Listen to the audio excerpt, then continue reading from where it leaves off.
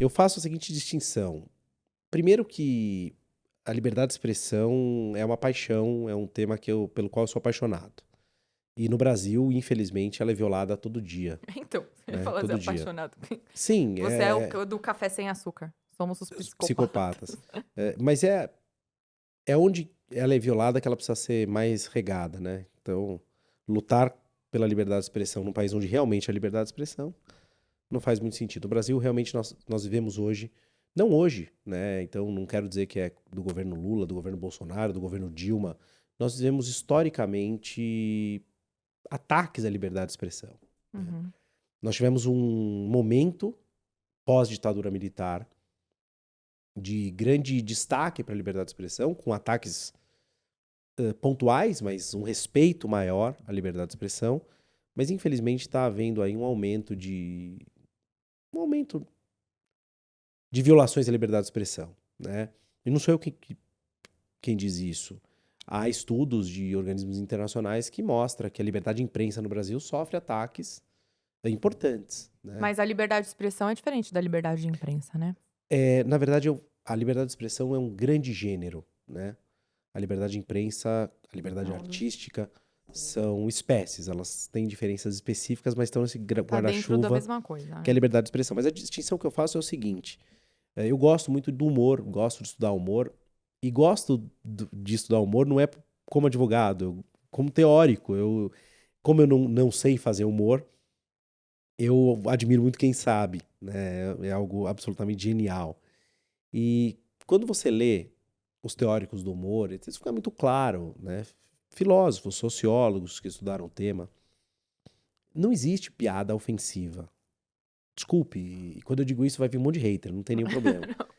Mas pode O que falar. existe é gente que se ofende com a piada, né? Então não existe uma piada ofensiva. Piada não é ofensiva, piada é piada, ponto. Você se ofende com a piada.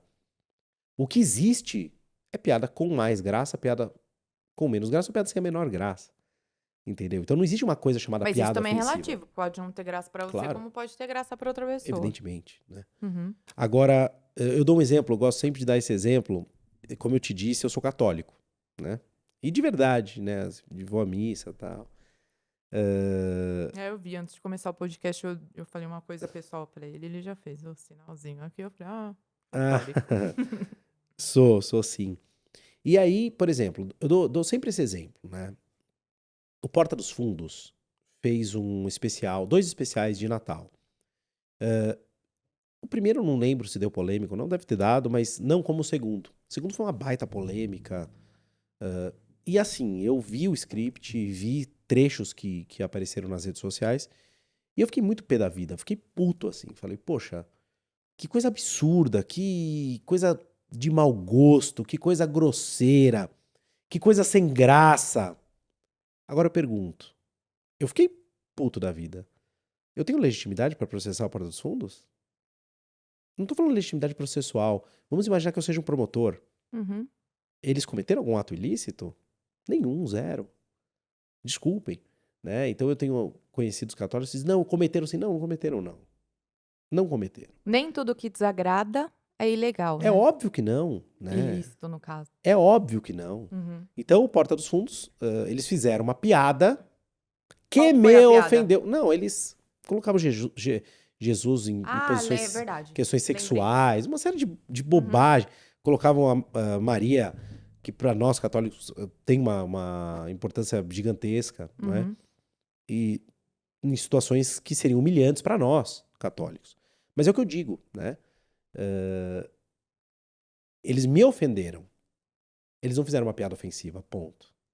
Então, ações que eventualmente buscassem indenizações, como houve, né, contra o Porta dos Fundos, deveriam todas, na minha opinião, ser julgadas improcedentes. Todas. Absolutamente todas. Embora aquilo me ofenda. Uhum. Mas aí, qual que é o ponto? Né? E aí vem a grande, absoluta hipocrisia no Brasil. Né? A imprensa toda defendeu o Porta dos Fundos. Com razão. Agora, eu gostaria de saber se algum grupo de comediantes tivesse coragem de fazer uma piada, por exemplo, com muçulmanos. Será que a imprensa defenderia? Será que a imprensa teria coragem? Ou com a religião judaica? Não tô falando... Mas aí não entra nessa coisa de, porque foi uma minoria que sofreu no passado e Puxa isso vida, diferencia a questão do nós racismo. cristãos há alguns séculos éramos jogados no meio do Coliseu lá para ser devorados por feras, quer dizer, tem lugares que pelo simples fato de eu dizer eu sou católico, na hora que eu desço aqui eu sou decapitado. Então, eu não vou bancar a vítima e dizer, nossa, nós católicos somos perseguidos. Todo mundo que professa uma religião é perseguido. O mundo não gosta de pessoas que têm alguma religião. Não gosta. E existem religiões que estimulam que você mate quem é de outra religião, ponto. Não tolere, né? Não Então, tem a tolerância. não tem a tolerância. Então, essa conversa de que, não, contra católicos toda piada é válida, contra evangélicos toda piada é válida. Isso é de uma hipocrisia e de um senso de desproporção que é incompatível com a noção mais elementar de justiça. Nós temos que ter igualdade, né? Então, eu vou dizer, não gosto de piadas com cristãos. Vou proibir piadas? Não. Agora, eu gostaria de ver o mesmo empenho da imprensa na defesa da liberdade de expressão de gente que faz piada com outras religiões, né? Mas a imprensa é complicado você colocar, porque a imprensa, a gente fala imprensa, a gente pensa nos maiores jornais, né? Claro. Só que hoje, pra mim, a maior imprensa que tem são as redes sociais. Sim. Tem alguém na porta. Vê lá pra mim, vê. Aquela pausa, aquela falha. Não tem problema nenhum. Eu vou aproveitar e vou me servir de café. Vai, pode servir. Vocês estão vendo que a mesa tá branquinha, né? Então, a Tabata deixou tudo bem organizado. E provavelmente... Mas, olha, tem umas manchas aqui. Não, e provavelmente eu vá sujar a mesa. E eu tava tentando de tudo pra não sujar antes de vocês verem a mesa limpa. Então, eu vou colocar aqui. Vai na fé, que se então, sujar pronto. não tem problema. É isso. Muito bem. Então, ótimo. Uma entrega de um monitor? Que interessante. Pronto, chegou o monitor. Então, chegou um monitor que eu não sei nem. Já temos um monitor, já é uma grande coisa. Joga lá no canto, deve ter sido minha mãe. Passou aí. Muito bem. Então, deixa eu... olha que coisa hipócrita, né? Mas por que eu tô falando da imprensa formal, não das redes sociais? Porque a imprensa formal, ela em tese é composta de pessoas que estudaram aquilo, ainda que não num currículo formal. Mas são pessoas que se dispõem a transmitir informações como profissão, não é? Diferente de um sujeito que tuita, de alguém que comenta no Instagram, ou de alguém que tem um canal no YouTube, que abre o vídeo e fala, vou dar minha opinião, eu acho que... Isso é diferente, né, da imprensa, naquele sentido que nós estamos acostumados e que é garantido pela Constituição. Então, eu lembro de algo que foi absolutamente chocante. Eu esqueci o nome daquele grupo que fez charges do profeta Maomé na França. A gente falou disso uma vez no vídeo, P. Você lembra? Charlie... Eu esqueci, eu peço desculpas. Eu tô com a cabeça um pouco... Como? Charlie Hebdo. Ele fez charges lá e um grupo de radicais, né? Nós não podemos nunca generalizar. Um grupo de radicais promoveu um massacre na sede do... Sim. E a imprensa ficou como... Mas teve gente que veio na imprensa escrita, na imprensa televisiva e falou, temos que entender... Eu lembro que eu li um jornal, eu li um articulista. Eu não vou dizer o nome do jornal porque eu não quero cometer injustiça. Tá? Mas é mais ou menos isso que vocês estão pensando. Um articulista dizendo, não, veja, o profeta é uma figura muito importante para a religião muçulmana. Então, esse tipo de reação é natural. Ele quase desculpando os terroristas. Bom, então tá bem. É claro que o profeta é muito importante para os muçulmanos. Agora, Cristo também tem alguma importância para os cristãos. Sim. Não é? Sim. E aí entra naquela coisa da massa, né? No que é mais conveniente para massa ou não. Ali, no caso, é que nem você estava comentando aqui da imprensa que defendeu ou não defendeu os cristãos, que no caso defenderam a Porta dos Fundos. Num geral, isso é questão cultural, questão territorial, mas eu acho que com a internet essas fronteiras acabam se quebrando, né? Não, sem dúvida. O que eu tô dizendo é, a imprensa não tem que defender um ou defender outro. Eu só acho que tem que ter coerência. Não, tinha que ser imparcial a imprensa. É difícil. Eu não acredito muito em parcialidade. A imprensa em si. Porque uma coisa é você colocar duas pessoas que têm opinião formada debatendo o assunto, uma pessoa de esquerda e uma pessoa de direita, que seja. Mas a imprensa possibilitar esse canal de comunicação para os dois viés, do que você ficar tendencioso a um lado. Sem dúvida.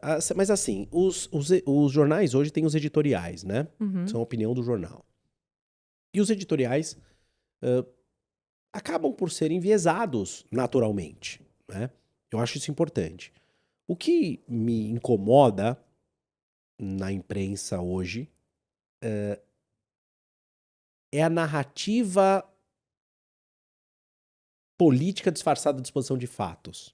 Então, ao invés de dizer, olha, eu vou dar minha opinião, o governo Lula é fabuloso, o governo Bolsonaro é fantástico. Eu narro situações de maneira fantástica Que para levem a levá-lo crer. a crer que aquilo é uma mera narrativa de fatos. Uhum. E às vezes eu faço críticas dessa maneira, né? Então, por exemplo, uma notícia recente, né? Os homicídios em São Paulo caíram drasticamente, os roubos caíram. Eu não sei nem se caíram mesmo, tá? Ah, não, aqui no ABC não caiu, Eu não. nem sei se caíram ou não. Eu tô dizendo a forma como foi dada a Sim. notícia. Os roubos caíram, os assassinatos caíram, mas aumentou o furto de, por exemplo, picape. Ao invés de dizerem, olha, caiu o furto, caiu o roubo, caiu o latrocínio, aumentou o furto de picape. Isso chega a ser desleal. Uhum. Entende o que eu tô dizendo? Sim. Chega a ser absolutamente desleal. Você não narra os fatos todos. Fala só, olha, caiu o número de Entra o latrocínio. sensacionalismo também, Claro, né? caiu o número de latrocínio, caiu o número de roubo, em contrapartida, aumentaram os números de furtos na região tal. Uhum. Pronto, eu tenho todos os fatos. Aí eu, leitor, eu, telespectador, pondero aquilo da melhor maneira. Né? No momento que eu digo aumentou o número de furtos, tem só uma parte da história. Então, as coisas são. A imprensa nunca foi fácil, né? Historicamente, ela não é E lá fácil. fora, como que é isso, Bonazar? É a mesma coisa. Mas o nosso judiciário acompanha essa sua opinião? Porque às vezes a gente tem a impressão de que quando vai para processo, os juízes, né, a nossa jurisprudência, ela não perdoa muito o comediante ou o artista que. Olha, isso não é verdade. Deixa eu te. A gente gosta de falar mal de decisões, né? A gente sente um certo. Não, eu não gosto, não. Eu Não. perguntando, mas Eu digo os pelo senso advogados. Eu comum, digo os advogados, assim. num geral, assim. A gente gosta, né? Principalmente quando a gente perde, a gente fica puto. É do nosso espírito. Uhum. Mas assim, o judiciário, eu advogo no Brasil inteiro, tá? Eu advogo no Brasil inteiro. Eu não advogo direito criminal, né? Mas eu advogo com direito civil. E no Brasil todo. E no judiciário em geral, mas em São Paulo em particular, as pessoas dizem que eu tô em campanha para o Tribunal de Justiça do Estado de São Paulo, de tão fã que eu sou do TJ. E eu sou um fã mesmo. Mas no TJ São Paulo, as decisões são muito ponderadas. Temos decisões das quais eu discordo radicalmente, claro. E temos decisões que eu concordo integralmente. E tem aquelas do meio, não é? Uhum. Então, há situações que eu digo, não deveria ter havido indenização nenhuma aqui. Nenhuma, zero. E houve. Normalmente, no primeiro grau, o tribunal reforma. Mas uma coisa é quando a decisão vem, ou até o tribunal acórdão vem, e fundamenta. A outra coisa é quando você vê. A minha frustração com o judiciário não é nem isso, não é nem perder a argumentação, Uhum. porque eu acho que isso faz parte do jogo. É a questão de, às vezes, você vê uma decisão que o juiz ou o desembargador não prestou atenção, não leu, é um copia e cola, é uma preguiça. E Sim. aí você fala, putz, meu, Isso incomoda. super montei. Eu, no começo da carreira, eu adorava montar teses, Mas fazer então, sustentação oral. Quando a gente é mais jovem, Tem mais fôlego pro negócio. não é só que tem mais fôlego, a gente tem menos experiência. Uhum. E quem tem menos experiência faz mais bobagem. Nós fazemos isso, não tem jeito, todo mundo passa por isso, né? Então eu estava lendo outro dia o Aristóteles e ele estava falando uma relação entre conhecimento e sabedoria. E ele diz, sabedoria tem a ver com experiência. Então ele diz assim, um jovenzinho pode ser um brilhante matemático, mas ele nunca vai ser um grande jurista. Um jovenzinho. Uhum. E ele pode saber mais direito que nós dois juntos. Ele sabe decor todos os livros e tal, mas a prática, a aplicação Uhum, faz toda a diferença. Então, sim, quando nós somos jovens, jovens no sentido de inexperientes, né? sim. Quando nós somos inexperientes, nós relatamos coisas para os juízes que não fazem sentido. Para a cabeça do juiz, para nossa faz todo sentido. Então, nós não sabemos ainda pôr adequadamente a causa. Então, às vezes, a gente fala um monte de coisa que não tem a mesma relevância, Uhum, ou melhor, não tem a relevância que nós achamos que tem.